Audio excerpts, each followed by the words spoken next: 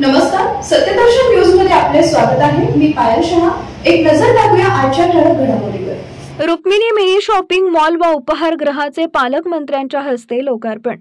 सोलापूर जिल्हा उमेद स्वयंसहाय्यता गट उत्पादनाचं पॅकेजिंग व ब्रँडिंग करणाऱ्या रुक्मिणी मिनी शॉपिंग मॉल व उपहारगृहाचे सोलापूर इथं आज ग्रामविकास व पंचायत राज मंत्री तथा सोलापूर जिल्ह्याचे पालकमंत्री जयकुमार गोरे यांच्या शुभ हस्ते उद्घाटन लोकार्पण।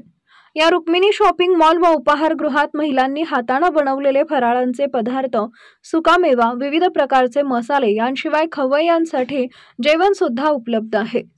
मुख्यमंत्री देवेंद्र फडणवीस यांच्या नेतृत्वात संपूर्ण महाराष्ट्रात प्रत्येक जिल्ह्यात मोठे उमेद मॉल उभारण्याचा संकल्प केला आहे। यावेळी आमदार सुभाष देशमुख, सोलापूर जिल्हा परिषद मुख्य कार्यकारी अधिकारी कुलदीप जंगम, अतिरिक्त मुख्य कार्यकारी अधिकारी संदीप कोहिनकर यांच्यासह इतर मान्यवर व उमेद स्वयंसहाय्यता बचत गटातील महिला भगिनी आणि नागरिक उपस्थित होते।